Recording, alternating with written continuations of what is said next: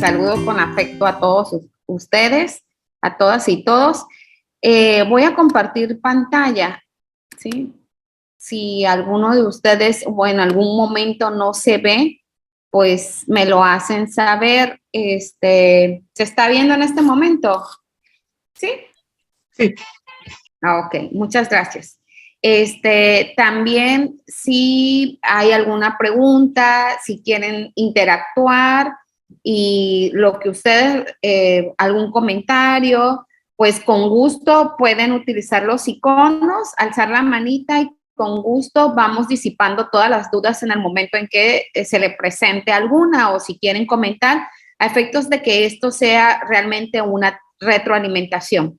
Les voy a hablar sobre los alimentos en el contexto de nuestro país y a fin de que hagamos un derecho comparado y pueda ser de retroalimentación para todos. ¿Cómo vamos a abordar estos temas? Vamos a ver el panorama del derecho de familia en México, el cual desde luego impacta en el derecho de familia, las generalidades en relación a los alimentos, principios, los elementos que distinguen a este tipo de juicios, que son tres: titularidad, necesidad y posibilidades económicas. Hablaremos de algo que en México se está dando mucho, que son los alimentos compensatorios, ¿sí? Además de lo concerniente a los tradicionales que se pudiera decir, cuando una pareja se divorcia, se compensa o se indemniza también cuando queda una desproporción respecto a uno u otro cónyuge. Cómo se cumple esta pensión, cómo se incrementa, cómo se disminuye, cuándo se extingue esta obligación alimentaria, ¿sí? Entonces, pues empecemos. ¿Qué está pasando en nuestro país, sí?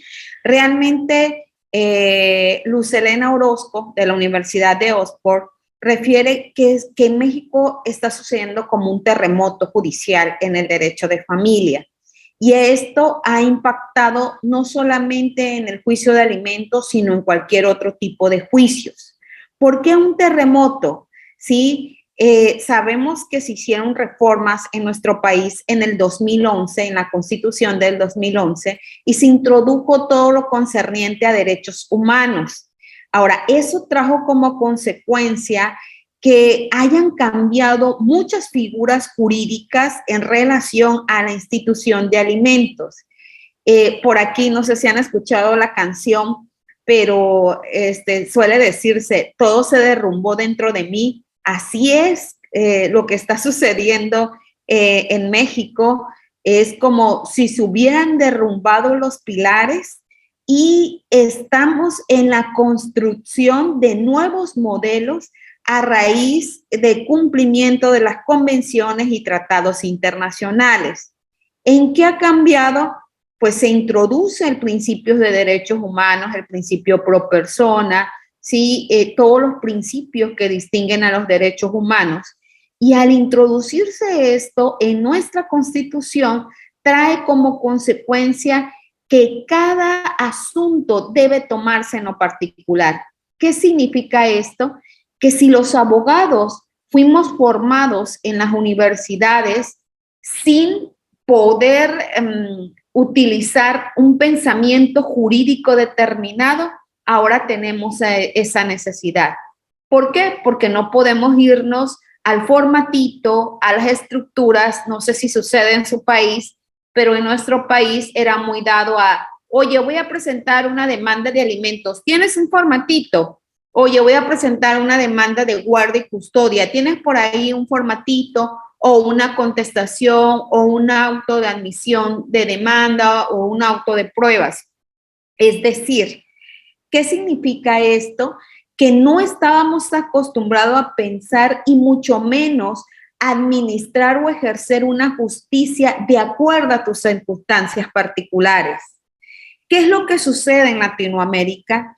Que estamos acostumbrados, sí, a diferenciar y a distinguir, y pasa incluso desde el derecho romano, ¿no? Si recordamos, estaban los libres, los esclavos, incluso había las personas y que eran esclavos, le decían res, ¿no? Cosa.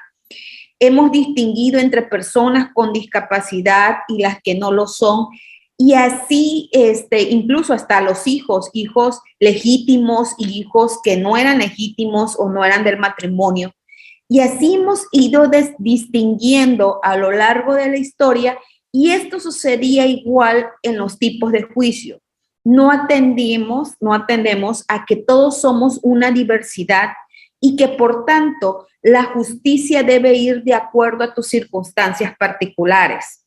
Es decir, que si yo tengo un juicio de alimentos, nunca va a poder ser igual a otro juicio de alimentos. Podrá ser parecido, pero tengo que atender a las circunstancias particulares de cada niño, niña y adolescente, de cada integrante y de cada tipo de familia.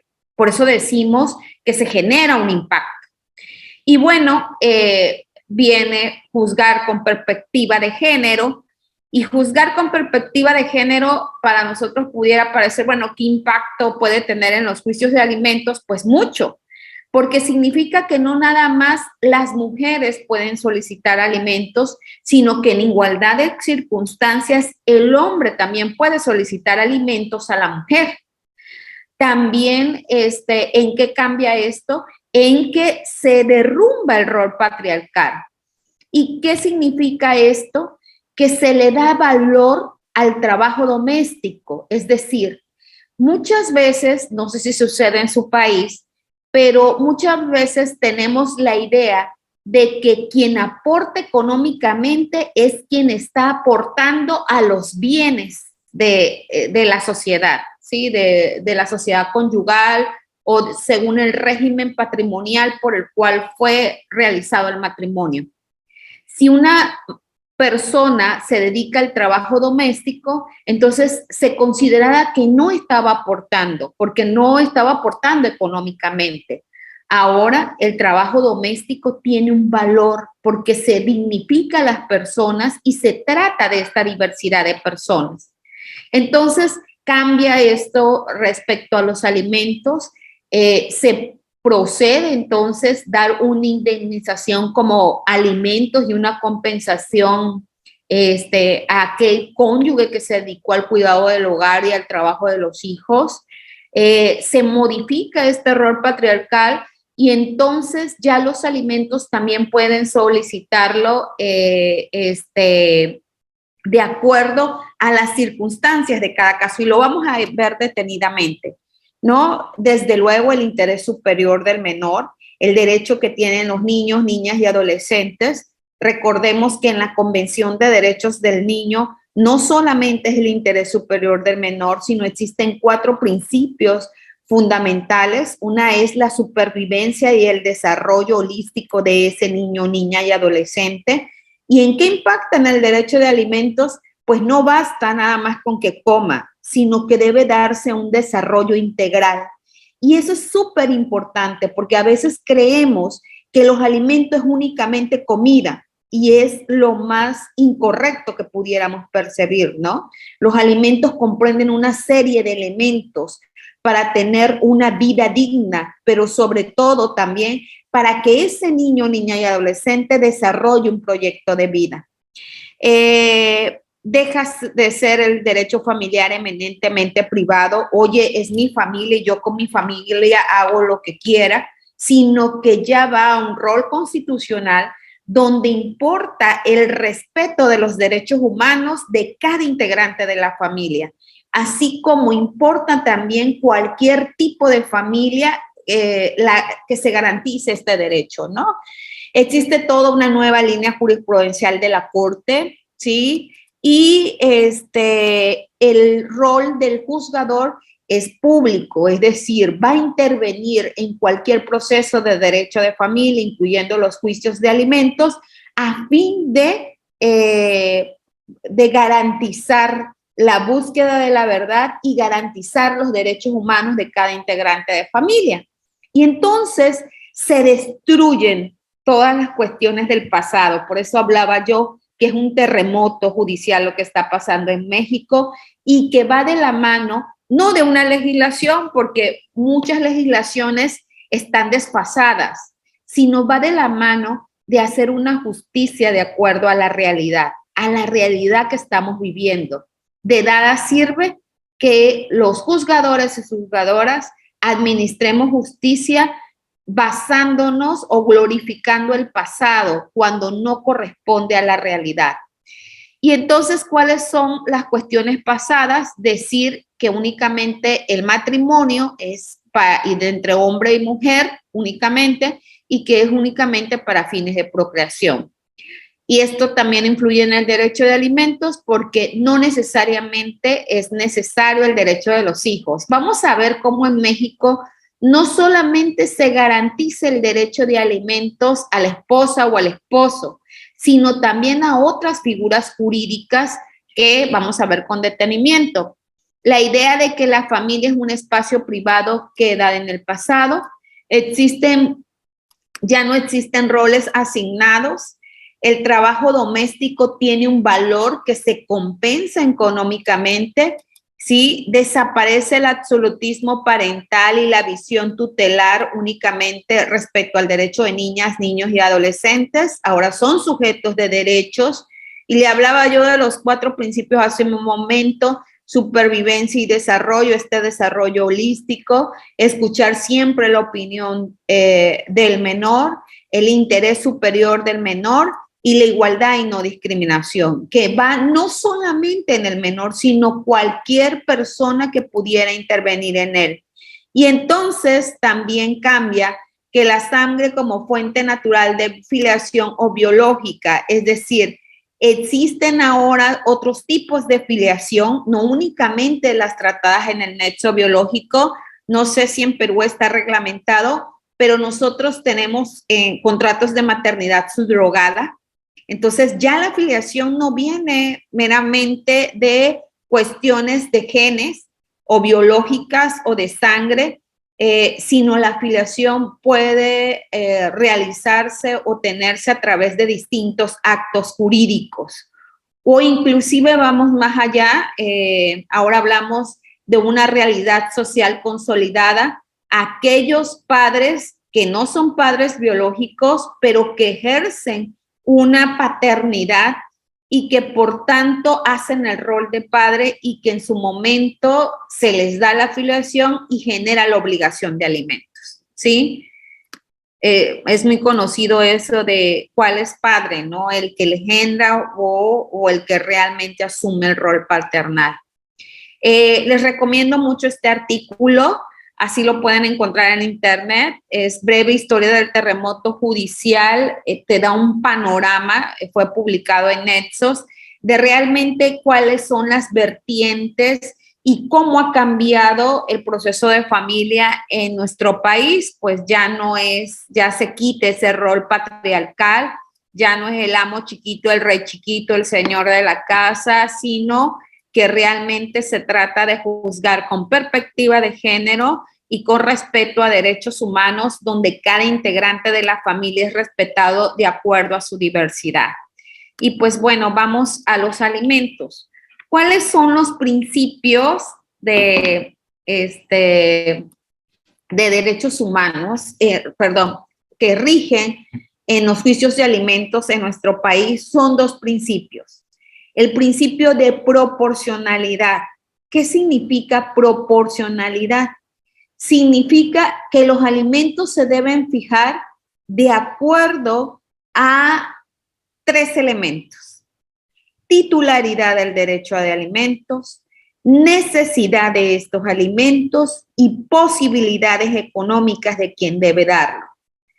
No puedo reclamar alimentos de 1 millón o no sé, 100,000 pesos a alguien que gana 50 o que gana mucho menos de lo que yo quiero reclamar. Es decir, si bien pueden ser muchas tus necesidades, tiene que ser de acuerdo a las posibilidades de quien debe darlo.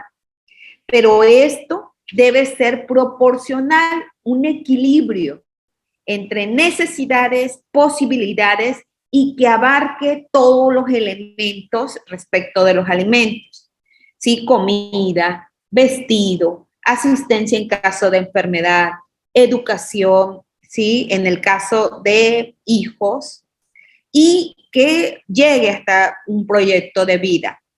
Y el principio de reciprocidad, ¿y qué significa el principio de reciprocidad? Que si yo ahorita estoy obligado a dar alimentos, en su momento, cuando yo lo necesite, también la otra parte en quien yo di debe darme alimentos. Es decir, son obligaciones recíprocas. Los cónyuges, los concubinos pueden darse alimentos uno y otro. El padre debe darle alimento a los hijos, pero en su momento los hijos deben darle alimentos a los padres. ¿Qué características tienen los alimentos? Son irrenunciables. Es decir, a veces, no sé si sucede allá, pero muchas veces en los juicios nos dicen, oiga, yo quiero el divorcio o yo quiero esto, que no me den nada, ¿sí? Yo no quiero nada para mi hijo, yo lo voy a mantener solita. No, los alimentos son irrenunciables, ¿sí? Ahora, son imprescriptibles. No pasa el tiempo y prescribe, sino que pueden demandarse en cualquier momento. ¿Hasta dónde llega esto? Llega esto hasta que en los juicios de paternidad, por ejemplo, un chico de 17 años puede solicitar los alimentos que el padre nunca les dio, ¿sí?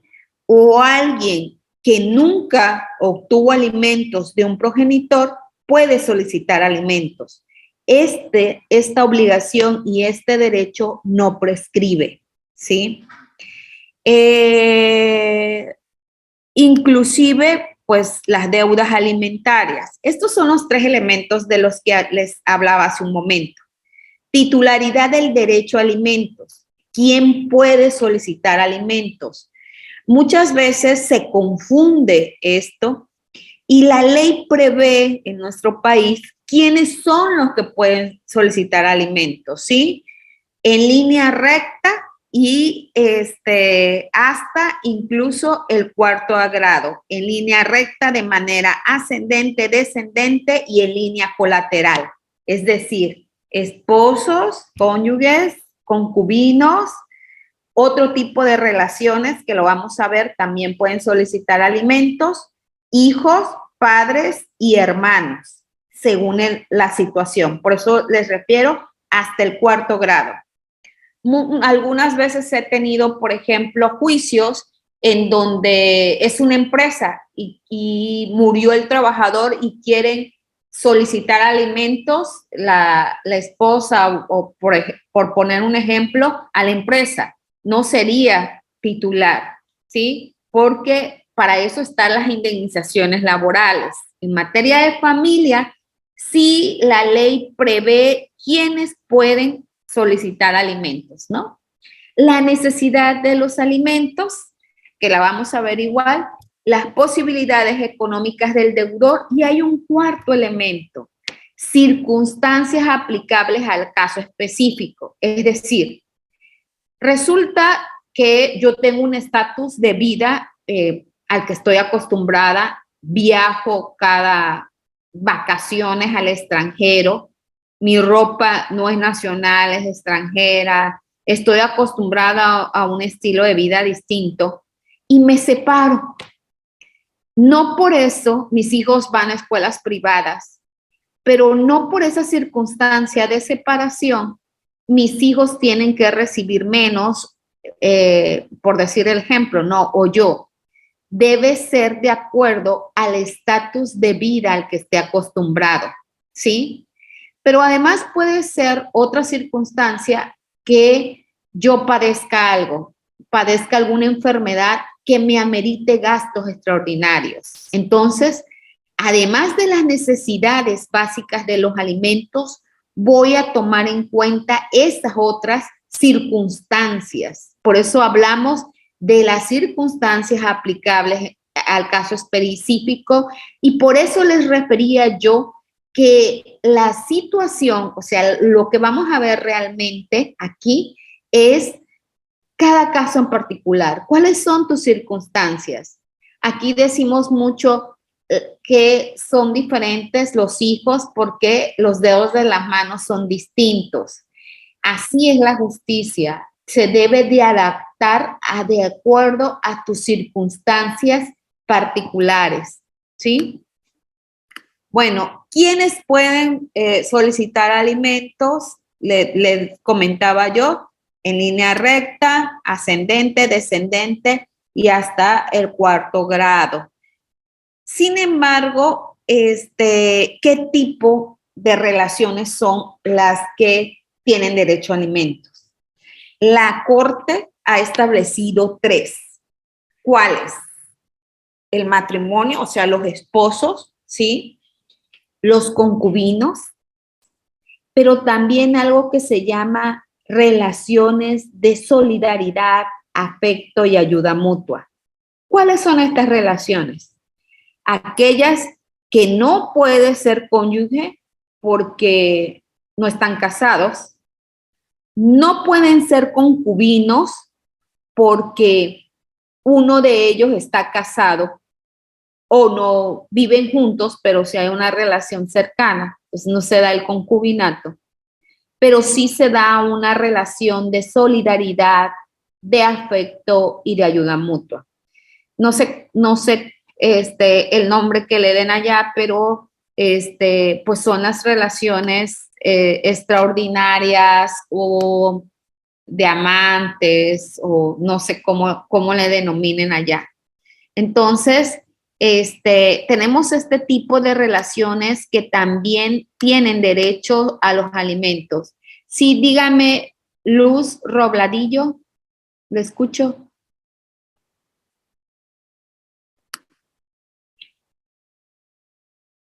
Veo que tiene alzada su manita. Sí, te activé su audio, sí. doctora Luz. Doctora, buenas noches. Hola. Antes que siga pasando al siguiente tema, quisiera preguntarle cuando usted habla sobre los alimentos en forma recíproca. Por ejemplo, una madre que está a cargo de un menor de edad, es imposible que pueda dejar a su niño para que pueda apoyar de alguna manera en forma recíproca en este caso al demandado, ¿no? El que pasa alimentos, porque como tiene a cargo a un menor de edad, ¿cómo podría trabajar dejándolo a ese niño que es menor de edad?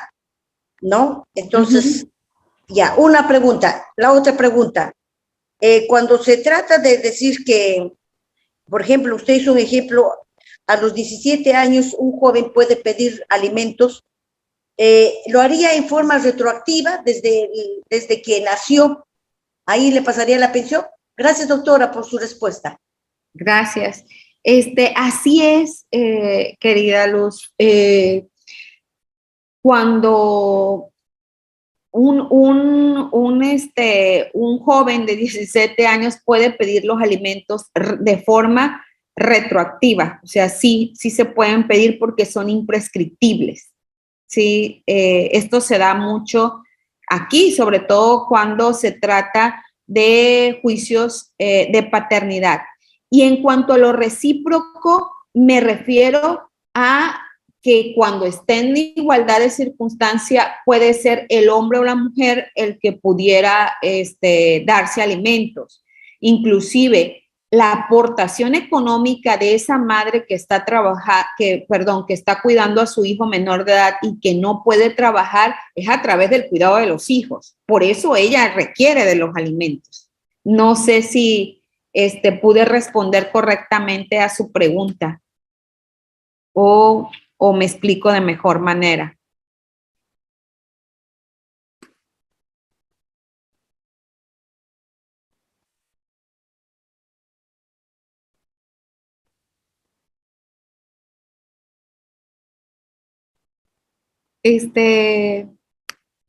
Bueno, estoy leyendo aquí sus mensajes y veo que hablan sobre derecho comparado. Así es, yo me refiero a la ley de México o no tanto ni siquiera a la ley de México porque hay leyes que están desfasadas, pero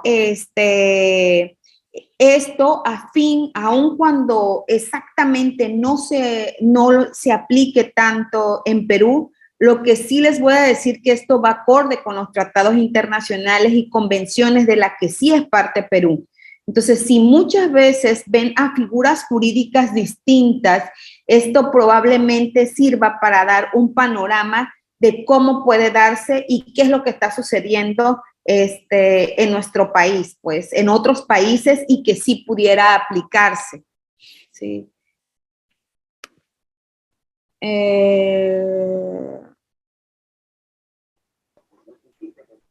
Sí, me dicen que me debo acuar a las leyes de Perú, pero sí es algo que referí al momento de la invitación que iba a dar de nuestro país a fin de que tengamos una idea.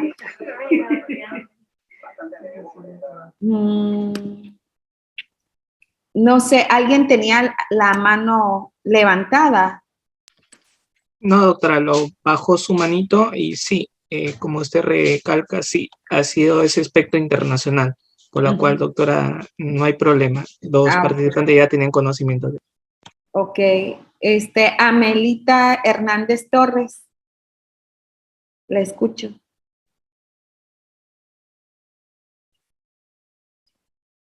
¿Está activo su audio, doctora Amelita?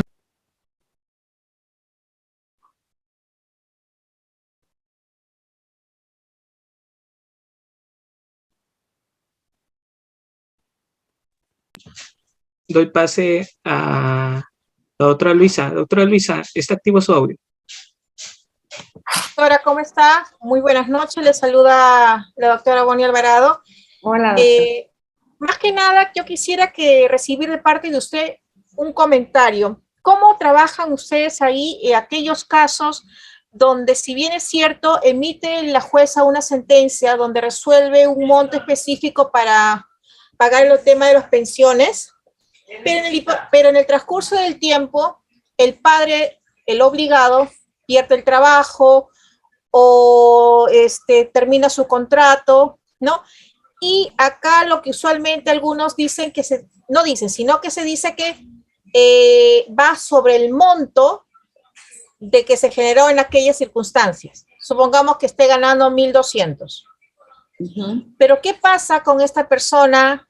En su caso, en vuestro país, ¿cómo trabajan eso? Porque el monto no solamente es sobre un monto específico, sino también lo trabajan a través de un porcentaje. Y en el porcentaje nos dicen que va sobre el monto más las gratificaciones y todo lo que viene con ello. Pero cuando una persona pierde el trabajo, usualmente la jueza determina que si la persona ya perdió el trabajo, va sobre lo que estuviese ganando en aquella época. Pero ¿cómo hacen ustedes, por ejemplo, si en la sentencia piden sobre el 30% sobre el monto total, más las gratificaciones y todo lo que engloba, si esta persona ya no tiene trabajo? ¿Cómo lo están trabajando ustedes? Es decir, ¿no? yo, Bonnie Alvarado, perdí el trabajo y me dice el juez el 30% sobre todo, pero ya no sería sobre el monto real, ¿no? Ya no tengo el trabajo y yo estaría mensualmente acumulando un monto mínimo, que acá es el 930 mensualmente. Y ustedes sobre esa situación, ¿cómo lo están trabajando? Por lo menos para verlo acá, ver de esa manera. Gracias, doctora, muchas gracias. Espero que haberme hecho entender. Gracias. Sí, en salario mínimo. Nosotros usamos el salario mínimo y sí, en porcentaje va a tener aguinaldo, bonos y ciertas circunstancias, pero una vez que se queda sin trabajo, se fija en salario mínimo, ¿sí? Atendiendo a los elementos que les comenté en un principio, la necesidad y las posibilidades económicas. Sus posibilidades disminuyeron. Ahora, ¿qué pasa con aquel que tenía un trabajo y que se molestó por los juicios de alimentos y renuncia al trabajo para quedarse en insolvencia, ¿sí? se toma en cuenta esta circunstancia. Incluso se pueden embargar sus bienes, sus cuentas, y el porcentaje igual de liquidación y todo va a servir igual para compensar mientras, pero sí se considera la actitud que muchos tienen para quedarse en ese estado de insolvencia. Apenas tenga otro trabajo y no los comuniquen, se fija inmediatamente el porcentaje que estaba aplicado, ¿sí? Gracias, doctora. Entonces, ustedes tienen casi el mismo tratamiento que nosotros. ¿Y eso también le aplica a ustedes sobre supuestamente la sentencia ordenada sobre las gratificaciones, o solamente lo trabajan sobre el sueldo mínimo, nada más, sin gratificaciones? Salario mínimo, nada más. Nada más sería en eso, ¿no? Sí, porque pues evidentemente no tiene un trabajo, ¿sí? Se considera nada más que puede ser en salario mínimo, a menos que tenga alguna negociación o empresa o ese tipo de situaciones. Hipotético caso, doctora, cuando, claro, hay ciertas circunstancias que se presentan, hay algunas que se presentan de manera fortuita, porque a veces el trabajador o la trabajadora que está obligada a dar alimentos, no es porque quiera renunciar, sino que porque tiene un tema, por ejemplo, de tema de salud, y que se puede presentar esos casos. Ustedes reciben esa información a través de los procesos, aceptan esa petición, demostrándolo, claro, está documentariamente. Y, por ejemplo, hoy día me opero y no te he pagado 1, 3, 4 meses porque he tenido esta situación. Ante esas circunstancias, ¿cómo ustedes actúan? Sí, claro está que se lo corre traslado, imagino, también a la parte demandante, ¿no? En ese sentido. ¿Y cómo están trabajando? Sí, se promueve en vía incidental, y sí puede dar lugar a la reducción de la pensión, porque vuelvo a repetir, es de acuerdo necesidades, posibilidades y circunstancias. Sus posibilidades ya se modificaron. Al contrario, si tiene una enfermedad o algo, esta situación cambia y ya no podría darlo. Tengo, por ejemplo, un asunto donde el señor tiene VIH, y eso hace que pues tenga la necesidad de comprar medicamentos y ese tipo de situaciones. Entonces, desde luego, cambió en la reducción de alimentos esa circunstancia, y va a provocar la reducción de los mismos, ¿sí? Y si es en vía incidental, para que sea mucho más rápido, ¿sí? El proceso es 3 días, así se va, para que sea rápido y se resuelva. Luis Felipe. Excelente, doctora. Le doy pase al doctor Luis Felipe. Doctor Luis Felipe, ¿está activo su audio? Gracias. ¿Qué tal? ¿Cómo está? Buenas noches, doctora. Tengo una consulta, por ejemplo, quería saber cómo era ya. El día miércoles llegó una cliente, ¿no? Y ella es ginecóloga, es médico. Su pareja, padre de su hijo también es médico. Ella me dice, bueno, la clásica, ¿no? Nos dicen, es un vivo, no tiene nada a su nombre. Del miércoles hasta hoy día, justo hoy día me acaba de llegar el informe. En SUNAR hemos encontrado 6 propiedades, ¿no? Además, hemos hecho un registro también de su historial bancario, ¿no? A través de un aplicativo que tenemos. Hemos descubierto, mañana le vamos a dar la noticia, que el hombre era casado, no sabía la señora. Hemos hecho nuestro servicio de inteligencia, como siempre hacemos en el estudio. Lo clásico es pedir la asignación familiar, ¿no? En este caso, bueno, nosotros acá no es muy común, quizás allá no sé. Lo que queríamos saber, de repente, en un tema de comparación de, digamos, de otros países, claro. Nosotros lo que queríamos pedir es acá, como medida cautelar, ¿no? Solicitar un embargo en forma de inscripción de los bienes.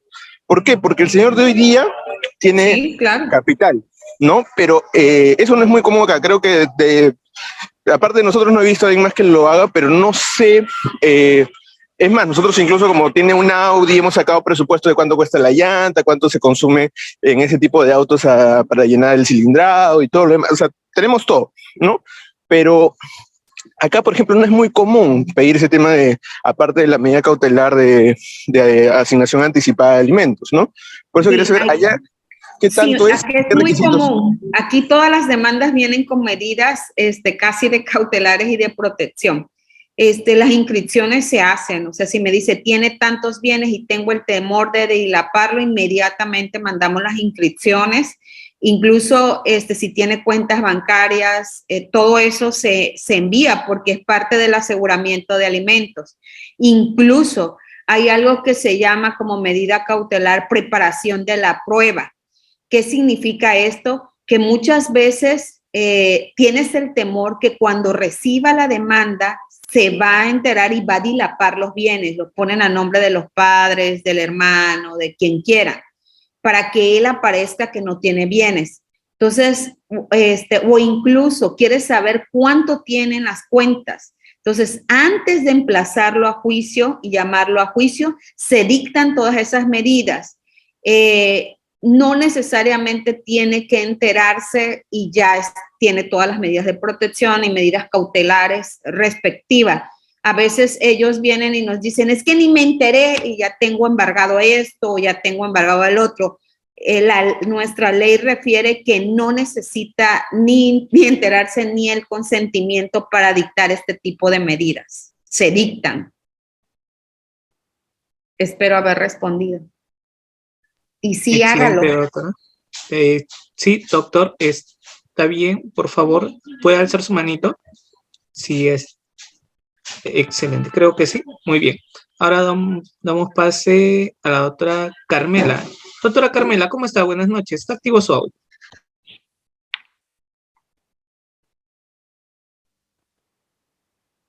Doctora Carmela, ¿está activo su audio? Muy bien. Doctora, ¿me escucha? Excelente, doctora. Doctora, una consultita. Dígame, en caso de que, por ejemplo, haya una niña y no lo cuide ni la mamá ni el papá lo tenga a cargo, lo tiene a cargo una abuelita, ¿tienen derecho de dar el papá y la mamá la pensión? Porque ellos son separados. Totalmente. He tenido juicios donde inclusive ni siquiera se los doy a papá o mamá, la guardia y custodia, porque recuerden ustedes que de acuerdo a la Convención de Derechos del Niño debemos atender al interés superior del menor. Entonces muchas veces ni con papá ni con mamá. Alguna vez tuve un juicio donde se lo dejé a la maestra del colegio y embargamos los sueldos a ambos. Tengo abuelitos que vienen y solicitan alimentos porque a ellos le dejaron los niños y papá y mamá, bien, gracias. Y sí, procede. Así es.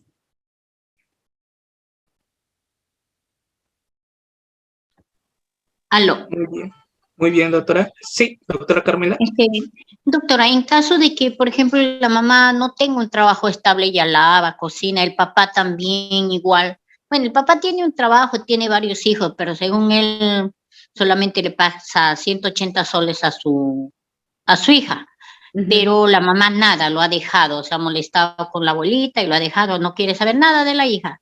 Prácticamente es una desconocida para ella. ¿Cómo se puede hacer ahí? Pues es que lo tiene que dar, no hay hijos diferentes ni hijos distintos, todos son iguales y tienes que darle los alimentos. Pero además aquí hay algo que incluso si el padre y la madre no pudieran darle alimentos, también tienen la obligación los abuelos. Esto se da mucho, por ejemplo, en los niños que le decimos nini, ¿no? O sea, los jóvenes, y que realmente tienen 30 o no sé cuántos años y todavía están en casa de los padres. A lo mejor ellos no trabajan y no tienen nada, pero los abuelos están muy bien. Entonces pasa esa obligación a quien realmente pudiera darlos y muchas veces van a ser los abuelos quienes van a dar esos alimentos. Espero haber respondido. Excelente, doctora. La doctora Olinda Guevara, que nos está viendo por Facebook Live, le mando un saludo cordial, doctora. Me dice que en el Perú también el sueldo mínimo, sin el bono, sin CTS, cuando pierdes el trabajo, en caso de enfermedad se pide reducción. Sí, así es. Doctor Jorge, muy buenas noches. ¿Está activo su audio? A ver, doctor Jorge. ¿Me escucha, doctora? Sí, ¿lo escuchamos bien? Ya. Buenas noches. Una consulta. Acá en el Perú, generalmente, como usted bien lo dijo, se establece una pensión mínima, el sueldo mínimo, cuando el demandado no cuenta con trabajo, ¿no?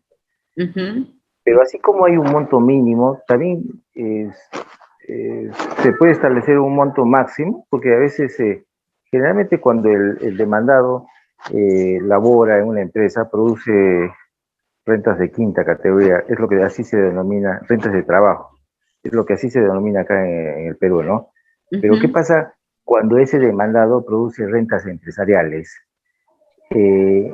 Los ingresos son muy elevados y sobre ese monto también se fija un porcentaje, ¿no?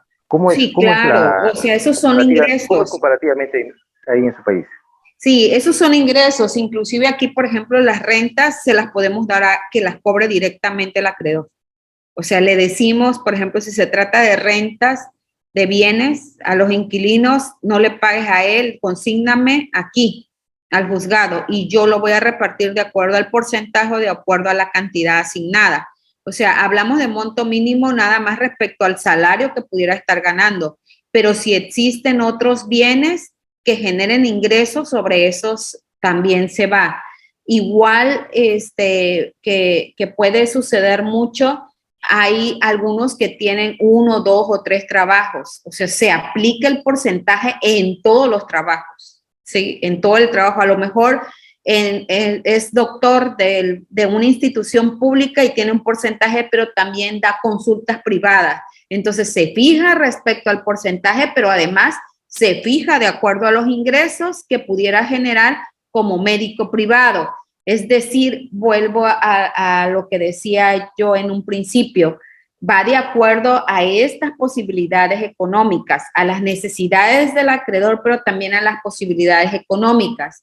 Aquí hay un salario mínimo, pero no necesariamente siempre ponemos 30 días. O sea, si los niños, por ejemplo, estudian en escuela privada, ese salario mínimo no va a dar. O sea, puede generarse 50, 100 días, 200 días, de acuerdo al estatus de vida al que esté acostumbrado y de acuerdo a la circunstancia que se genere en el caso específico.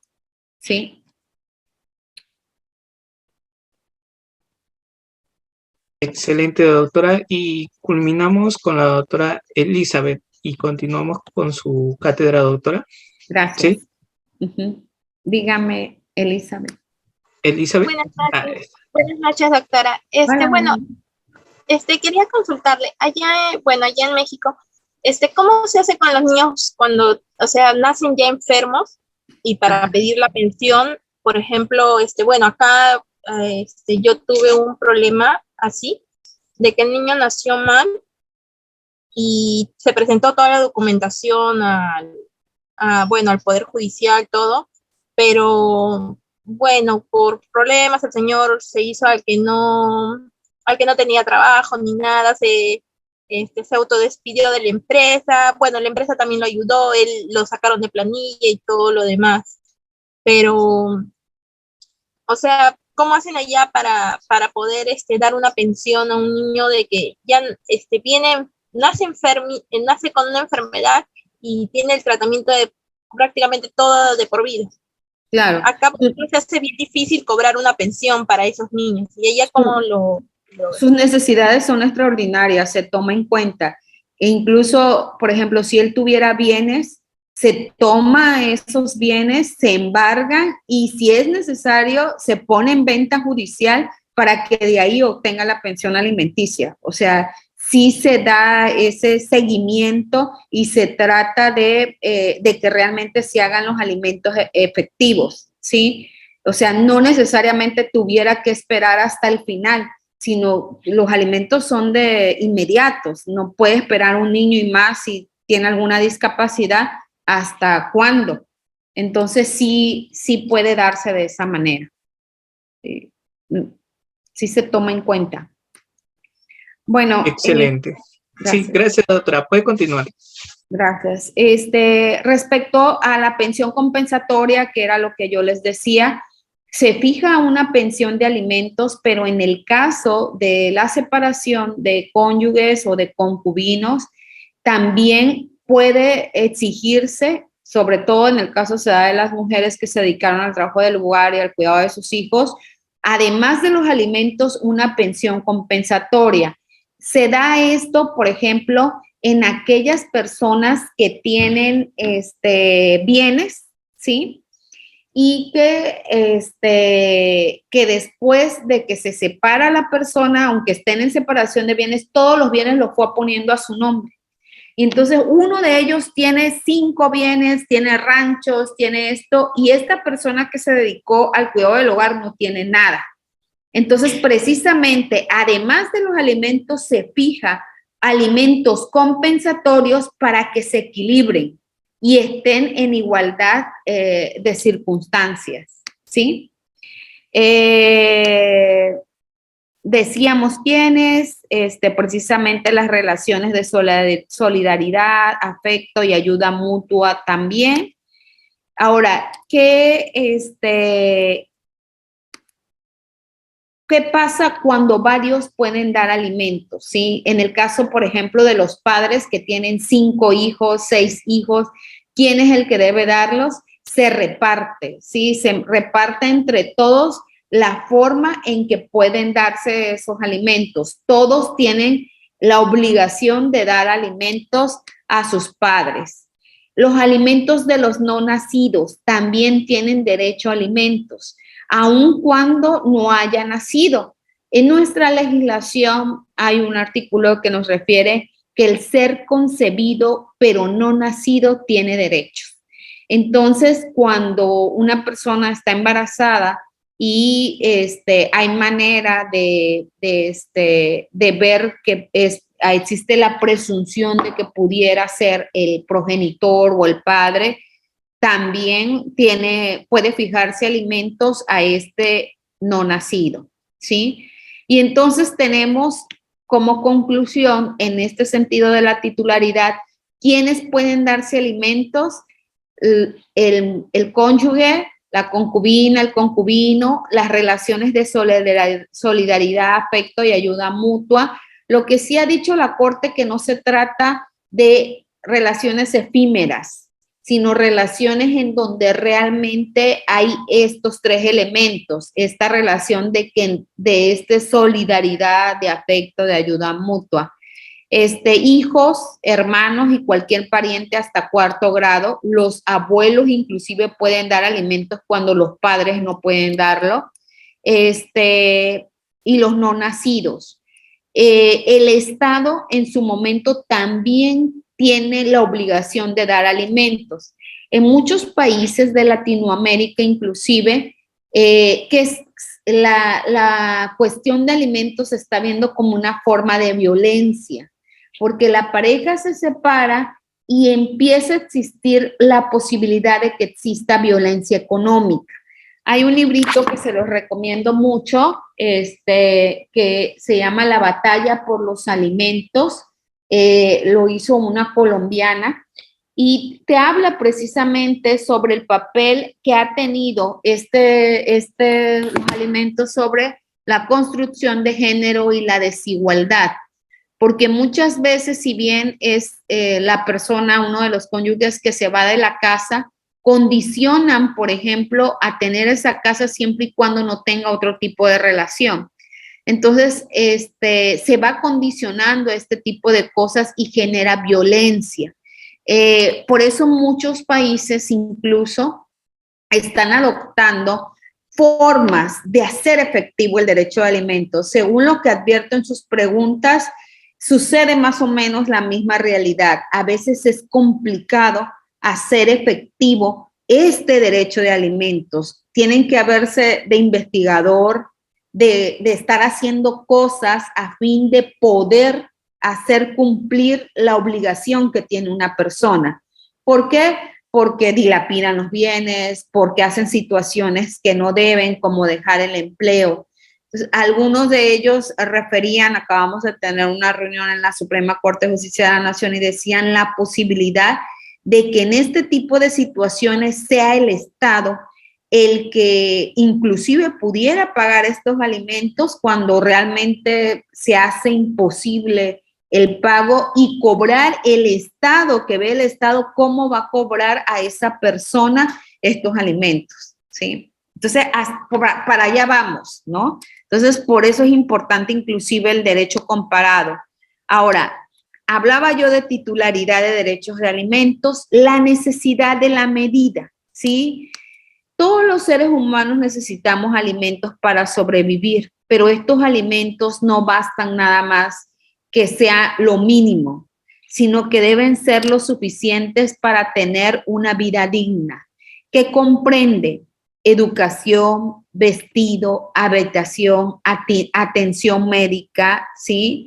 Pero además un nivel de vida adecuado. ¿Cuál es el nivel de vida adecuado? Que no se tenga, no sé si es súper mínimo. ¿Cómo puede alguien o un niño, una niña, un adolescente desarrollarse integralmente, así como lo dicen los tratados internacionales? Sería complicado, ¿verdad? Entonces, de eso se trata, de que realmente no sea nada más para sobrevivir, sino incluso para que tenga una vida adecuada y digna. Los alimentos, inclusive la observación CESCRGC12, nos dicen que la alimentación debe ser adecuada, y esto independientemente de la legislación que usted tenga, como todos sabemos, son tratados internacionales y observaciones que tienen que cumplirse, independientemente del país en donde nos encontremos. Entonces, ¿qué significa? Que los alimentos deben ser adecuados, no solamente... Si ustedes hacen sus cuentas, a veces se creen que, no sé, que con 20 pesos, por decirlo, el niño va a desayunar, comer y cenar. ¿Qué tipo de alimentación va a ser esa? Entonces, eso no es posible. ¿Qué se recomienda? Que si eres abogado postulante, en tus demandas realmente hagas ver hasta en un cuadro todo lo que significa la necesidad de los alimentos. Uno de ustedes me comentaba que hasta hicieron o descifraron y calcularon las llantas del Audi, la gasolina que pudiera gastarse. Todo eso es porque es mantener el estatus de vida al que están acostumbrados y es tener una vida digna. Pero ¿qué es lo que sucede? No sé si sucede en su país, pero muchas veces no le damos al juez o jueza los elementos para fijar una pensión adecuada.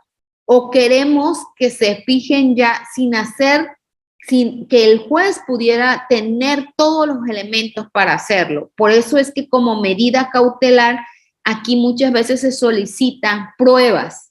Antes de que tú lo emplaces, vamos a prepararlo, ¿sí? Vamos a preparar todas las medidas a efectos de asegurar que realmente se den los alimentos a estos acreedores, ¿sí? Y pues la comida no es nada más comprar sabritas o eso, sino debe ser con valores nutrimentales adecuados. Esta observación también nos dice que el derecho del niño al descanso, al esparcimiento, al juego, a las actividades recreativas, a la vida cultural, inclusive, no sé si acostumbran ustedes las fiestas infantiles, las piñatas, pero sí, aquí le decimos piñatas, pero si vas a una fiesta infantil, pues el niño lleva el regalito, lleva ese tipo de situaciones y son cosas que se deben de cuidar. O inclusive el hecho de que esté aprendiendo un arte diverso, danza, folclore o deporte, llegue a clases de lengua extranjera. Todas esas son circunstancias que también incluyen en los alimentos. Y algo que nos ha dado precisamente los tratados internacionales es esta figura jurídica, proyecto de vida. Todos y todas tenemos derecho a un proyecto de vida. Y ninguna ley, ni mucho menos lo concerniente a alimentos, puede quitarla. Es decir, todos tenemos derecho a que los alimentos sean lo suficientes para que yo me desarrolle íntegramente y pueda consolidar mi proyecto de vida. Esto incluye inclusive a los deudores alimentarios, porque muchas veces se quiere creer que pues no quede con nada para poder tener una vida adecuada. No sé si les pasa allá, pero aquí hay deudores alimentarios, sobre todo los que se dedican al área petrolera, donde no tienen un solo embargo o una sola acreedora alimentaria, sino que tienen 1, 2, 3, varios hijos y tienen 3 embargos y entonces están embargados el 110%. Y ahí vienen los problemas, ¿no? Entonces viene una reestructuración, tenemos la obligación de reestructurar esos alimentos para que no solo el acreedor esté bien, sino también el deudor alimentario tenga este proyecto de vida y tenga una vida digna. Pues tenemos el caso precisamente Loaiza Tamayo contra Perú en la Corte Interamericana de Derechos Humanos, es un caso que ustedes seguramente pues lo deben de conocer muchísimo, y donde se habla precisamente en la sentencia de la Corte del proyecto de vida. ¿Qué significa la realización personal? Sí, todos tenemos derecho a conducir nuestra vida de acuerdo al destino que se nos proponga. Por eso es que en nuestro país, no sé si serán de ustedes, ya existe el divorcio sin causa. No necesitas probarme una causa para divorciarme. Basta con que tú desees que ya no quieres hacerlo para que éste proceda. ¿Por qué? Porque tú tienes derecho a un proyecto de vida y a una realización personal. ¿Hasta dónde abarca? Hasta esto, hasta la realización personal. Todos tenemos derecho a este mínimo vital que se fundamenta en la dignidad, en la solidaridad, en la libertad, en la igualdad material de las personas. Y esto no es solamente de un país u otro, sino esto precisamente lo prevé la Declaración Universal de Derechos Humanos, el Comité de Políticos y Económicos, a efectos de que sí realmente se garantice el derecho de alimentos. Ahora, ¿cómo se cumplen los alimentos? Aquí de dos formas. Se fija una pensión alimenticia o se incorpora al acreedor a la familia. Ahora, ¿cuándo voy a incorporar al acreedor a la familia? Pues siempre y cuando no existan indicios suficientes que exista una causa grave o que estén separados o una causa legal.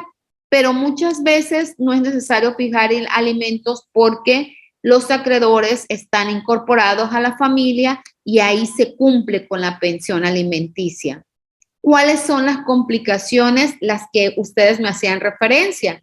Cuando existe un trabajo eventual, cuando no es permanente, cuando a veces tiene trabajo en una empresa y puede existir un porcentaje económico, pero muchas veces no es así. Y entonces se tiene que fijar en salarios mínimos, ¿sí? ¿Cómo también se pueden asegurar alimentos, hipoteca, prenda, fianza o cantidad suficiente? Es decir, no es únicamente económico, sino que puedo hacer uso de los bienes que tenga para garantizar este derecho de alimentos. Pueden ser las rentas, pueden ser que obtenga de alguna sociedad, puede ser que incluso esté demandado laboralmente y lo van a indemnizar de su trabajo o le van a pagar o restituirlo. Incluso se manda a las autoridades laborales para que, si en caso de pagarle y a las empresas, quede ese monto destinado a los alimentos, ¿sí? Ahora, ¿cómo se cancelan estos alimentos? Por estos motivos. Si quien no puede cumplirla, hay un principio general del derecho que nadie está obligado a lo imposible. Está enfermo, en cama, no puede darla, ¿sí? No trabaja, no está obligado. Si deja de necesitar alimentos, ¿sí? En caso de injuria, falta o daño grave inferido, acabamos de quitar un derecho de alimentos a un esposo, el esposo demandó a la esposa, pero él publicó imágenes de ella en redes sociales, imágenes íntimas que tenía de ella, y entonces se consideró una falta o un daño grave a su integridad, a su intimidad, y por lo tanto perdió por ese motivo el derecho de alimentos. El esposo, por conducta viciosa, falta de aplicación a trabajo o estudio, se trata de un hijo, pero el hijo dejó de estudiar, ¿sí? Dejó de estudiar y ya tiene 18 años cumplidos, ya es mayor de edad y por lo tanto ya no tendría derecho a alimentos porque si bien fue descuidando sus estudios, ¿sí? O bien cuando el alimentista abandona o deja la casa siempre y cuando o sea, a veces es por violencia o muchas veces simplemente porque desea hacerlo. Si bien la ley fija este presupuesto, lo cierto es que hay criterios de la Corte en el que nos refieren que, pues si así es su voluntad, no es motivo para cesar los alimentos. ¿Cómo proceden estas cancelaciones, las reducciones de pensión alimenticia, el aumento de pensión alimenticia? Puede ser que cuando se solicitaron los alimentos no trabajaba o trabajaba en un lugar donde ganaba muy poco, pero ahora ya esté trabajando y tenga otros ingresos, entonces procede el aumento de pensión. Procede también, puede ser que la pensión se fijó cuando eran menores y estaban pequeños, los niños, pero ahora están en universidad y requieren alimentos. Entonces, todo esto se puede hacer, se hace de dos formas, en un juicio autónomo o bien, si quieren algo más rápido, en vía incidental, donde sí se da vista a la parte y se corre traslado, pero se trata de resolver inmediatamente. ¿Qué pasa con los hijos que son menores de edad y procrearon un hijo? Se da mucho, sobre todo en adolescentes, no pierden el derecho de alimentos si ellos siguen estudiando, porque aún tienen la necesidad de ello. Es decir, tengo una hija o un hijo de 16 años y de repente tuvo un hijo, no por eso pierde ese derecho, máxime si es madre soltera, sino que aún se tiene la obligación de dar alimentos en esas condiciones, dada la necesidad. Diferente es si ese hijo ya tiene un hijo y está casado o ya está unido en concubinato, porque entonces ya la titularidad de la obligación de los alimentos ya no corresponde al padre o madre, sino corresponde a la pareja, al esposo, concubino o concubina, según sea el caso. ¿Sí? No sé si esto mismo se da allá. Que hay que tomar en cuenta, las preguntas que me hacían ustedes eran igual referente a ello. A veces hay conductas dolosas, ¿sí? Oye, solicito la reducción de alimentos porque perdí mi trabajo, pero resulta que pedimos informes y no es que perdió el trabajo, él renunció al trabajo. Entonces no le va a proceder la reducción de alimentos porque su conducta es dolosa, ¿sí? Es alevosa, o sea, él mismo se colocó en estado de insolvencia o ella misma, según el caso. Y lo que se está tratando de obtener es un beneficio en detrimento de la economía del deudor, ¿sí? Eso es lo que refería. Existe jurisprudencia en nuestro país de la Suprema Corte de Justicia de la Nación de que no basta con el solo hecho de que se tenga un hijo, sino que para cancelar los alimentos. La responsabilidad de deudas corresponde también cuando se hace ese objeto. Nosotros no nos permiten transacción en cuanto a alimentos, es decir, los alimentos no puede convenirse diciendo, oye, no me des, ¿sabes qué? Me vas a dar una casa y ya que me diste una casa vas a estar absuelto siempre para no darme alimentos. Eso no se puede. Lo que sí se puede es decir, oye, me debes 100,000 de alimentos, pues dame 50 o no me lo des, me doy por cubierta. Es decir, de las pensiones que no se cubrieron adecuadamente, sí se puede hacer acuerdos. También se puede hacer acuerdos sobre el monto de pensión alimenticia, pero aquí mucho cuidado, porque muchos son autoembargos o pretenden hacer un fraude procesal. Por ejemplo, vienen las madres a solicitar embargo a sus hijos o hijas a efectos de que cuando venga la esposa, pues, o la concubina o quien sea, o el hijo, le quede menos. Esto no funciona aquí porque los embargos se hacen al 100%, es decir, no, si se fijan alimentos a la madre, le voy a fijar 20%, pero viene después la esposa, no le voy a fijar del 80%, yo les fijo como si tuviera el 100%, es decir, los alimentos se fijan de acuerdo al 100%, así que de nada sirve un autoembargo.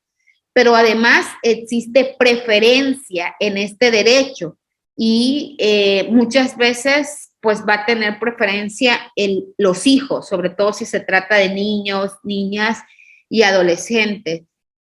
Pero pues se fija de acuerdo al tipo de acreedor, por eso vuelvo a lo mismo, necesidad, posibilidades económicas y circunstancias aplicables al caso concreto. Pueden hacer convenios, pero por ejemplo, si la madre viniera y dijera, oye, es que yo te voy a convenir el 80% o dame el 90% de pensión, no se aprobaría ese convenio porque va en contra del orden público. ¿Por qué? Porque definitivamente se trata de un fraude procesal y de un autoembargo. Aunque las partes digan, oye, es mi voluntad, es que yo quiero ese acuerdo. No, máxime si hacemos la investigación y resulta que tiene 6 hijos, ¿no? Y por eso quiere hacerse un autoembargo respectivo. Los alimentos vencidos, si se cobran, existen pagos retroactivos de ellos, ¿sí? De acuerdo a la circunstancia del caso concreto. Y en relación a alimentos, forma en que se da, y todo esto, sería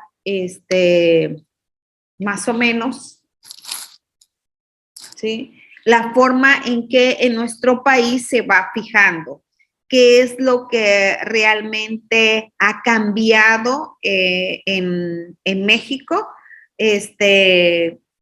Ha cambiado muchísimo lo concerniente a derechos humanos. Yo les decía en un principio, a lo mejor mi legislación interna no corresponde incluso a lo que yo estoy juzgando, pero aún así, yo lo que me voy a fundamentar son en los tratados internacionales, en los principios generales de derechos humanos para fijar estos alimentos. Sí influye muchísimo, así que esto pudiera igual servirles de alguna manera a ustedes.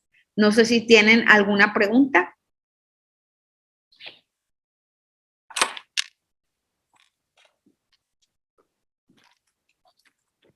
Tenemos otra vez la doctora Luisa. ¿Cómo está, doctora Luisa? Nuevamente activó su audio. Disculpe que sea un poco cargosa, doctora. Más. Doctora, estamos para servirle. Dígame. Quisiera saber cómo ustedes trabajan el tema, por ejemplo, del porcentaje propiamente. Acá en Perú trabajamos las salas, los juzgados solamente llegan hasta el 60%, es decir, no te pueden quitar más del 60%. Esa sería una primera pregunta. La segunda pregunta sería, en el caso, por ejemplo, los niños, los alimentos acá corren a partir desde la notificación de la demanda, de la demanda de alimentos. Usted hizo un comentario que es desde mucho antes. No sé qué comentario podría darnos al respecto en ese estado. Y el tema de los devengados, supongamos que hay un periodo. Supongamos que tengamos un periodo de 1 año. Acá solicitamos, señor juez, me debe 1 año de alimentos, entonces corre de traslado para que en el plazo de 3 días lo pague. Acá hay un procedimiento. cuando los devengados son liquidados y aprobados, no hay ninguna observación o la parte demandada no absuelve esa liquidación planteada, simplemente se declara aprobada y corre traslado a la parte demandada para que un término de 3 días lo pague. Si no lo pagamos, ¿qué es lo que sucede? Sucede que corre la fiscalía. Y de la fiscalía, si tú no cumples, ¿no? Y no te ajustas al principio de oportunidad, corre al área penal. Este es el tratamiento que se está dando acá y lo último que sería por omisión asistencia familiar. Allá en México, ¿cómo trabajan esas circunstancias? Por ejemplo, si hay 1 año, 2 años, que también se puede dar, ¿cómo trabajan esas situaciones?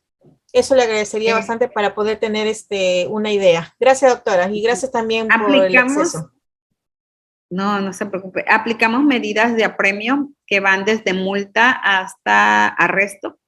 Y esto es independientemente de la vía penal. ¿Qué significa esto? Que no necesariamente tiene que esperar a un proceso civil para irse a vía penal. O sea, simplemente basta con 3 días que no cumpla, puede irse a la par. El juicio de alimentos y además no me está cumpliendo. En cuanto a la ejecución, esta es inmediata, y en cuanto a que necesitan emplazarlo para que corran los alimentos, no, acá no necesitamos emplazarlo, incluso se enteran porque les llegó el descuento y van a emplazarse a veces al juzgado, pero no se necesita el consentimiento de la otra parte para las medidas cautelares, sino que es inmediatamente. Y me falta una preguntita por ahí, pero se me fue. ¿Me podría volverla a repetir? Queda una pregunta pendiente. ¿Desconectó su audio, doctora? Okay. Sí, pasamos al doctor Chirinos. ¿Cómo está, doctor? Vuélvamela a hacer, la verdad que es que ya también los años. No, jamás, doctora. Doctor Chirinos, bienvenido. ¿Está activo su audio? Creo que no se puede activar. Si no, paso al doctor Brian. Doctor Brian, ¿está activo su audio? Sí, buenas noches. Buenas noches. Excelente. ¿Qué tal, doctora? Buenas noches. Felicitar su ponencia. Muy interesante. Gracias. Bueno, quería hacer primero un comentario y luego una pregunta, ¿no? En relación a los alimentos, ¿no? Al orden de prelación a prestar alimentos. Hace un momento me parece que usted estaba, respecto también de una pregunta que hizo una doctora, usted estaba comentando de que los abuelos pueden prestar alimentos, ¿no? En caso de que exista imposibilidad de los padres, ¿no? Que son los primeros obligados a prestar alimentos según la norma. Mi pregunta, bueno, primero un comentario, ¿no? Acá quisiera comentar, ¿no? Acá en el Perú, esto según la ley, ¿no? Se regula por un orden de prelación, ¿no? Primero es el cónyuge, luego los descendientes, luego los ascendientes, ¿no? Y luego los hermanos, ¿no? Eso según Código Civil. Y según Código de Niños y Adolescentes, o sea, ya en cuando la norma se refiere a los menores de edad, pues ahí sí, primero son los padres, luego los abuelos, luego los hermanos, ¿no? Y así, en orden, pues, de prelación. Según la norma aquí en Perú, pues, este orden de prelación, hasta donde yo interpreto, es un orden excluyente, ¿no? Si es que hay padres, pues, y los padres pueden prestar alimentos, pues ya no se pasaría a la obligación a los abuelos, ¿no? Si es que hay abuelos, ya no sería a los hermanos y sucesivamente, ¿no? Sin embargo, existe ese tema de la imposibilidad, ¿no?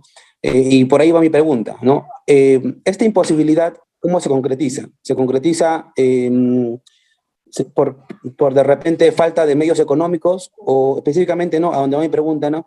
¿Qué pasa cuando de repente uno de los padres ya no está, o sea, ha fallecido, ¿no? Aquí en Perú, esta imposibilidad, no existe una norma que se refiera a la muerte de uno de los cónyuges, a uno de los padres, no existe una norma. Quisiera saber cómo se trata ahí en México, allá en su país de usted, ¿no? Quisiera saber cómo se trata esta materia, ¿no? Cuando fallece uno de los padres, la obligación pasa directamente a los abuelos, ¿no? Me refiero a uno, no a los dos, ¿no? Esa es mi pregunta, porque yo entiendo que los primeros obligados son los padres, entonces los alimentos deben pesarlo ambos, ¿no? Entonces, si falta uno, mi pregunta es si siempre, se traslada la obligación a los padres, ¿no? Eso quisiera saber. Sí, así es. Ese orden de prelaciones, cuando los padres no pueden darlo, pues entonces serían los abuelos. Si uno fallece un papá o una mamá y no hay quien darlo, serían los abuelos quien debería darlo. Y si los abuelos no pudieran, pues incluso podría ser el hermano, o sea, dependiendo quién puede dar esos alimentos, ¿sí? Pero sí se va en ese orden de prelación. ¿Cómo se demuestra? Puede ser inclusive con la falta de ingresos, de bienes, o por alguna enfermedad o por alguna circunstancia en este sentido.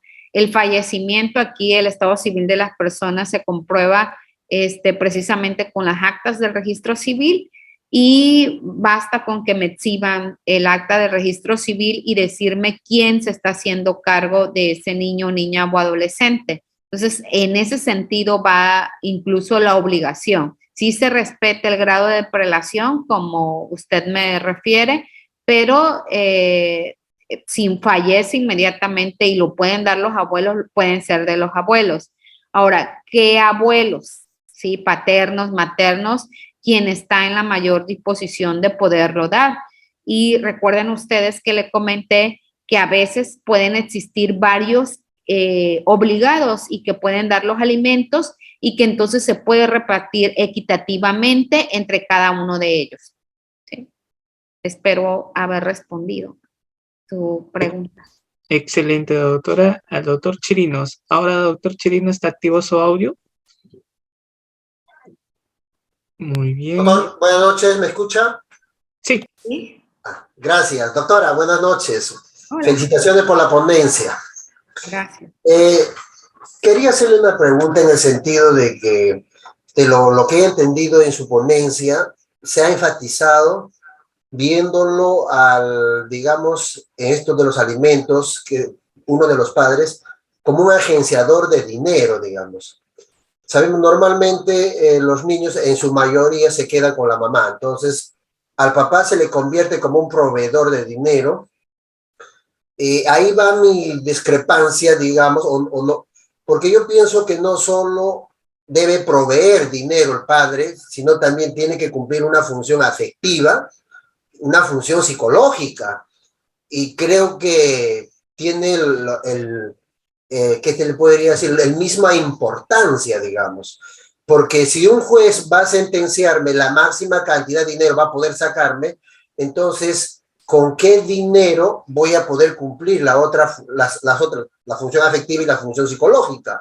Yo creo que ahí tiene que haber un principio de razonabilidad, que tiene que aplicar el juez para determinar qué monto. Si bien la norma le permite, el que escuché decir en México hasta el 100%, acá en Perú es hasta el 60%, pero yo pienso que ahí falta algo, no sé, hacer jurisprudencia, no sé, en ese sentido, porque se debe priorizar de que ver la manera inclusive de obligar a aquellos padres que no están teniendo la tenencia de los hijos, que cumplan esa función afectiva y esa función psicológica, sobreentendiéndose, pues, ¿no?, también la función económica. Eso por un lado. Por otro lado, quisiera que me aclares, ¿no? ¿Qué pasa en México si se va a dar la pensión para los hijos, se va a dar la pensión para las concubinas? ¿Queda algún monto de sus ingresos del demandado, digamos, para que él pueda sobrevivir? ¿O no queda ningún porcentaje de sus ingresos? Como dijo en una de sus intervenciones, le han obligado a pagar el 110% de sus ingresos, o esa parte la he confundido mal, a ver si podría explicarlo, doctora. De antemano, muchas gracias por la explicación. Gracias. Sí, va de acuerdo al principio de proporcionalidad y a lo mejor me expliqué incorrectamente. Siempre tenemos que cuidar que el deudor alimentario, y creo que sí lo dije, tenga también un nivel de vida adecuado. Lo que usted refiere, estoy totalmente de acuerdo. No podemos dejar en insolvencia total al deudor alimentario. Cuando yo me refería que hay algunos casos que tienen el 110%, es cierto, porque se va a un juicio y una de las partes tiene 50, otra tiene 40, u otra tiene... Y el caso es que cuando viene a él, como nosotros fijamos los alimentos al 100%, o sea, viene una persona y te los fijo el 20% del 100%, no sé si me explico. Entonces, de repente el deudor alimentario tiene embargado el 110%, inclusive hay acreedoras que no pueden ya hacer uso de ese porcentaje, pero lo que se hace es precisamente una reestructuración de esos montos, de esos porcentajes, es decir, se llama a todos los acreedores y decimos, bueno, tienes ya hasta el 110%, no puede ser, te lo voy a reestructurar adecuadamente. Pero no es nada más como te quedas hasta el 60, no. Puede ser que se quede hasta con el 80 y él le dé 20, porque él va a vivir con 20, pero todos estos acreedores, ¿con qué porcentaje van a vivir? Así es como se maneja.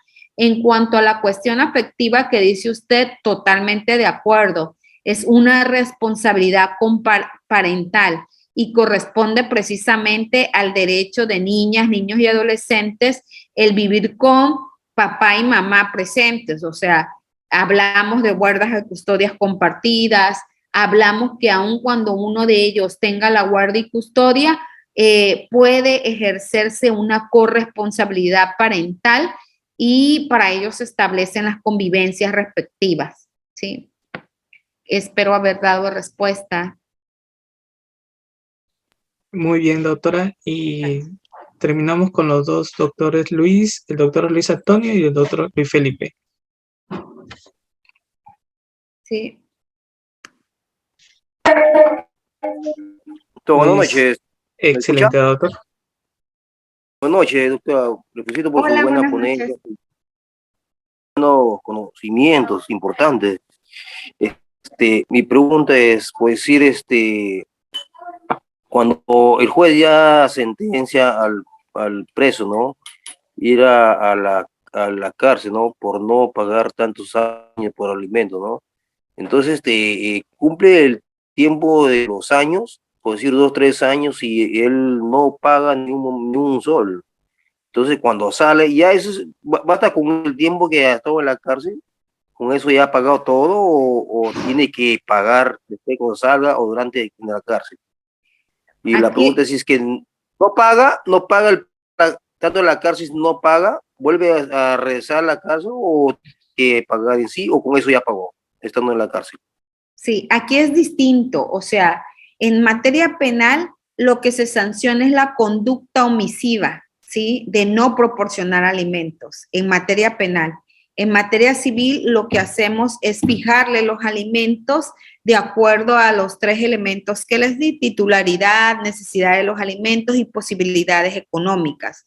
Es decir, imagínense, jamás saldría de la cárcel esta persona. Una persona que esté en la cárcel, ¿cómo genera ingresos? ¿Sí? Creo que ahí no podría darlo si está en la cárcel, no está generando ingresos, no podría por qué generarse esos alimentos, ¿sí? Pero sí es muy distinto la cuestión penal y la cuestión civil o familiar, tienen objetivos distintos, ¿sí? Yo le puedo hacer un incidente de liquidación de lo que debe, pero el delito y la conducta omisiva es otra, o sea, ya vamos a sancionar la conducta y aquí sanciona o decimos cuánto es realmente lo que debe. Si está en la cárcel, pues no tendría posibilidad de cómo dar esos alimentos. Aquí los alimentos se fijan de manera discrecional, no existe una tabla, no existe algo más que los parámetros que les dije, las necesidades y las posibilidades y las circunstancias aplicables al caso específico, y el juez decide de acuerdo a cada caso de manera discrecional. Espero haber dado respuesta. Excelente, doctora. Al doctor Luis Felipe. Doctor Luis Felipe. ¿Qué tal? Buenas noches, doctora. Doctora, una consulta. Por ejemplo, en el tema de la subsistencia de la obligación alimentaria de los hijos mayores de edad, por ejemplo, nuestro código sustantivo, en el artículo 424, señala que subsiste la obligación de proveer el sostenimiento de los hijos e hijas solteras mayores de 18 años que estén siguiendo estudios de manera exitosa, ¿no? Y además, el artículo 473 señala... nuestro 473 señala que el mayor de 18 años solo tiene derecho a alimentos cuando no se encuentra en actitud de atender su subsistencia. Solo tiene derechos cuando no se entera. Entonces, ¿qué pasa? Acá en el Perú hay mucha la informalidad entre los patrocinados, ¿no? ¿Qué es lo que pasa? Pasan los 18 años, algunos pues tienen hijos a los 15, 16, pero todavía subsiste este tema alimentario. Por ejemplo, un cliente me decía, ya cumplí 28 y me ha llegado una liquidación, pero él entendía que, por ejemplo, ya habiendo cumplido los 18, no habiendo tenido estudios universitarios, es más, trabajaba, tenía una pareja, tenía un hijito, sin embargo, ese tema ya no vendría a ser, digamos, retroactivo, no sé, allá en el país como es. Y el segundo punto, algo respecto también a la tenencia, ¿no? Por ejemplo, acá lo que nosotros recomendamos muchas veces el tema de tenencia es que lo tenga el padre con el que está, ¿no? Que mayormente es la madre, como bien es cierto, y que además se ponga un régimen de visitas de acorde a, ¿no? Por ejemplo, yo me acuerdo mucho cuando iba a estudiar, iba con mi hija a las clases, mis compañeras lo cuidaban. Entonces, es todo un drama que a veces se pasa, ¿no? De parte de la madre, porque no solamente es, me acuerdo que cuando trabajaba en la fiscalía, el fiscal decía, he gastado 80 soles en 3 productos. Y yo en mi mente decía, wow, o sea, en un compra de supermercado se gasta muchísima plata de la gasolina para llevarla al karate, a las artes marciales, estar ahí viendo que no se ahogue, viendo que no se caiga. O sea, es todo un tiempo que a veces, ¿no? Y uno se pone a pensar, oye, un tiempo yo litigando en una audiencia gano 1.000 soles y en cambio estoy acá preocupado y más bien pagando, ¿no? Para que mi hija aprenda alguna cosa nueva. Entonces, no sé si allá se propone, por ejemplo, acá proponíamos que exista no un régimen de visitas abierto, porque también complica la situación, porque los padres a veces toman eso como justificante, sino un régimen de visitas, por ejemplo, no ahora con el COVID, lo que proponíamos es que haya una llamada telefónica de al menos 1 hora todos los días. Oye, ten contacto con tu hija si realmente es lo que tú quieres, ¿no? Porque a veces muchos dicen, no, que no me hagan contacto, entonces son a veces, y lamentablemente en la experiencia, me he dado cuenta que los padres, lamentablemente digo los padres, porque he visto eso y bueno, he tenido que reconocerlo, la mayoría de los hombres usamos ese tema de la tenencia, de que no me dejan ver a mis hijos para justificar los montos, ¿no? O que no pago tal o cual monto, ¿no? Entonces, ¿qué tan específica podría ser una solicitud en todo caso o en la conciliación? ¿Qué tan importante es que se fije o qué criterio se fijaría para un régimen de visitas, ¿no? Que sea más amplio, no el clásico ven de lunes, ven solamente sábados y domingos, ¿no? Que es casi acá más común, ¿no? Y que realmente considero que no es un régimen porque, claro, es fácil decir, soy el yo de verdad, yo digo, si yo fuera un padre responsable preferiría pagar porque es súper simple. Todos los días yo sufro porque tengo que llevarla temprano, tengo que levantar, tengo que sufrir que desayuno, o sea, es toda una idea y toda una odisea. Entonces, realmente aquellos que dicen, nos agarran de mantención, yo de verdad, con la experiencia, diría, yo feliz voy así, si algún momento me pasa esa situación, preferiría pagar porque es bastante complicado, ¿no? El tema del cuidado. Eso sería todo, doctora. Muy amable, gracias. Sí, miren, el tema de derechos de niños, niñas y adolescentes es un tema que a mí me apasiona muchísimo. Y desafortunadamente creemos que la convivencia está condicionada al pago de alimentos y es totalmente equivocado. O sea, independientemente de cómo esté su legislación, las convenciones y tratados internacionales refieren que los niños tienen derecho a vivir con su familia, incluyendo si ésta está separado, o sea, si los padres están separados o no. Desafortunadamente, muchas veces se utiliza a los niños, niñas y adolescentes como un objeto de venganza, de que la otra parte tenga. Se condiciona, ¿me vas a pagar alimentos? ¿Cuánto me vas a pagar para podértelo dar? Si no, no te lo doy. Eso definitivamente no puede ser. ¿Qué es lo que debe ponderarse? El interés superior del menor. O sea, realmente y que existe una corresponsabilidad parental, no es nada más sábados y domingos. Inclusive la legislación que yo tengo a mí me dice que deben de estar con su mamá a cierta edad y que a cierta edad debe decidir el menor y que a cierta edad debe decidir el juez. Pero esto es totalmente equivocado. O sea, ¿qué es lo correcto? Que realmente esté presente papá y mamá. Si así fuera, inclusive nosotros no necesariamente va de la mano, o sea, no nada más por pandemia. O sea, las convivencias se pueden fijar virtualmente, damos llamadas telefónicas libres, le podemos proporcionar al niño o niña un teléfono y decirle, sabes que este es el teléfono de papá y le puedes hablar y marcar las veces que tú quieras porque ese va a ser el contacto. Vemos también qué tipo de teléfono y todo ese tipo de situación, pero de ningún modo están condicionados la convivencia a los alimentos. O sea, la convivencia es un derecho de los niños, niñas y adolescentes. Los hijos se pertenecen a sí mismos, los hijos no le pertenecen a los padres. Y lo ideal es que exista esta corresponsabilidad parental, donde también tanto mamá como papá estén presentes en cada momento de la vida de los hijos. O sea, no únicamente cada 15 días o sábados y domingos, sino en cualquier momento que el niño desee estar con su papá o su mamá. En cuanto a su pregunta anterior, fíjese que aquí, en cuanto a los mayores de edad, sucede algo muy, muy chistoso, porque hasta dónde abarca los alimentos, porque muchas veces puede seguir estudiando, pero ya tiene 28 años y no ha salido de la universidad. Entonces, hacemos un parámetro de cuánto tarda en estudiar la primaria, la secundaria, la prepa y la universidad. Y generalmente sale a los 23 años. Si la persona tiene 28 años, como usted indica, ya no tendría derecho a alimentos. Inclusive se solicita inmediatamente y nosotros tenemos algo como medida cautelar que se llama retención de los alimentos.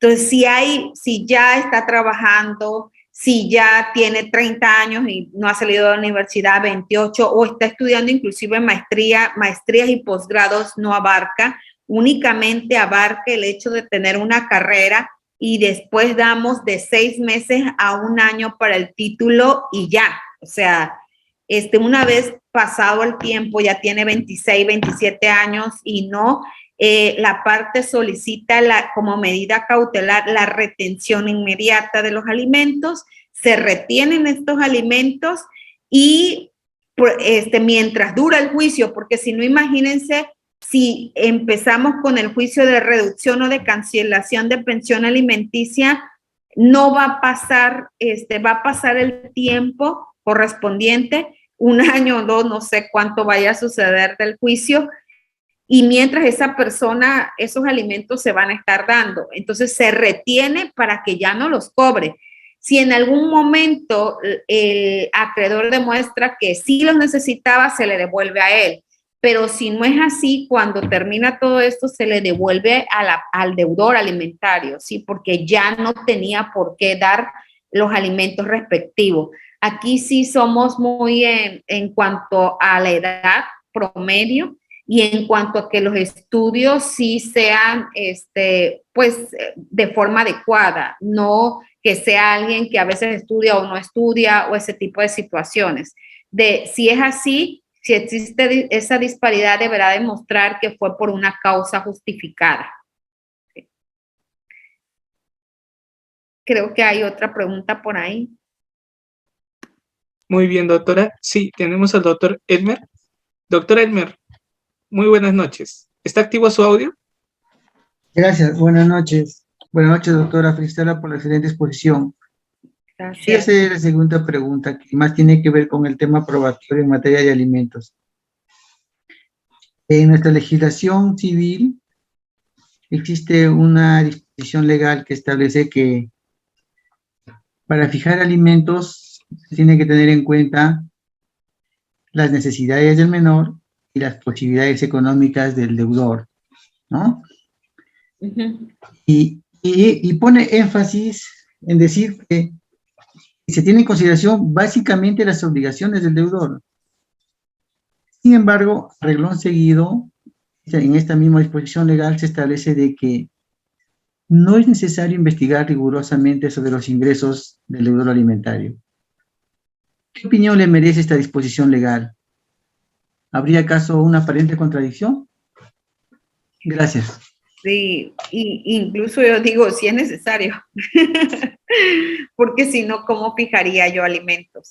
O sea, estaría yo fijándolos pues de la nada, quizá para la medida cautelar, pero pues sí es necesario tomar en cuenta las posibilidades económicas.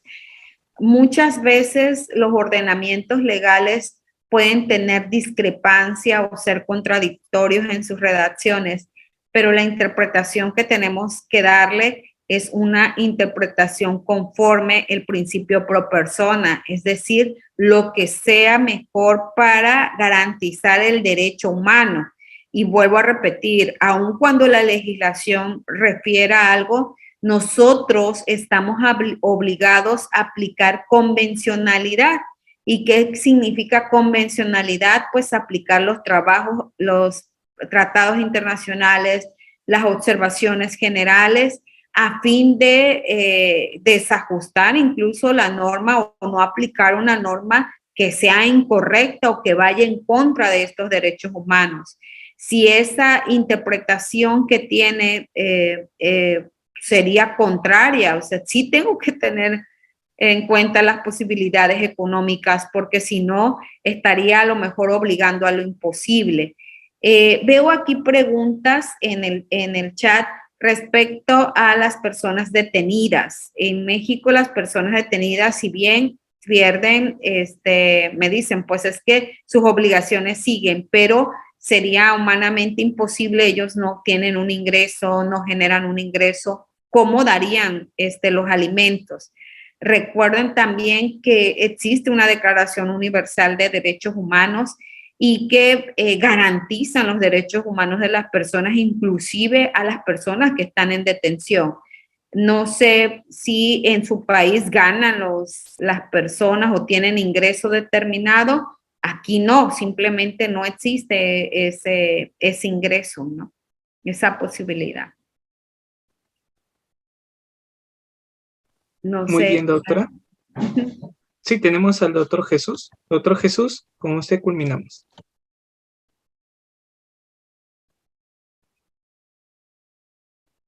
Sí. Nuevamente le activo, doctor. Ya está activo. Sí, buenas noches, doctora. Hola. Sí, doctorita, solamente para hacerte de repente una pequeña, en caso mío, por ejemplo, es algo concreto. Yo tengo una hija ya de 24 años. Si bien es cierto, con ella no vivo hace mucho tiempo, pero ya ahora en estos últimos años está viviendo conmigo en la casa. Yo ya tengo otro pequeño. Entonces opté por hacerle bueno, de quitarle ya, ¿no? Porque ella es bachiller ya en ingeniería civil y también, bueno, como hijo siempre le he apoyado, ¿no? Y le puse a trabajar también. Entonces, fue algunos de los argumentos que se dio para poderle ya quitarle el tema de alimentos, pero veo con un poquito de sorpresa de que me parece que ella cogió un abogado extra y bueno, y para mal de ello de repente es un amigo también, ¿no? Acordamos y está viendo la forma de retomar los alimentos. Entonces, en este caso, ¿se daría esa forma, doctora? No, por dos razones. La primera es porque ella ya es profesionista, o sea, simplemente no. La segunda, por su edad, no procede. Y la tercera, porque estaba incorporada a su domicilio. Recuerden que había dos formas, fijando una pensión, incorporándola a su domicilio, o sea, ahí también vivía, tenía agua, luz, no sé si sigue viviendo ahí, pero si no, incluso está incorporada a su domicilio, pero definitivamente ya no procedería. Sí, no, aunque ella quisiera. Ahora, ¿qué se hace? Por ejemplo, si entre lo que demanda y todavía tiene la obligación, ¿no? Si todavía está, aquí se solicita como medida cautelar la retención de esos alimentos, porque pues si no de lo contrario, también nadie se puede estar enriqueciendo cuando ya no corresponde a la obligación alimentaria.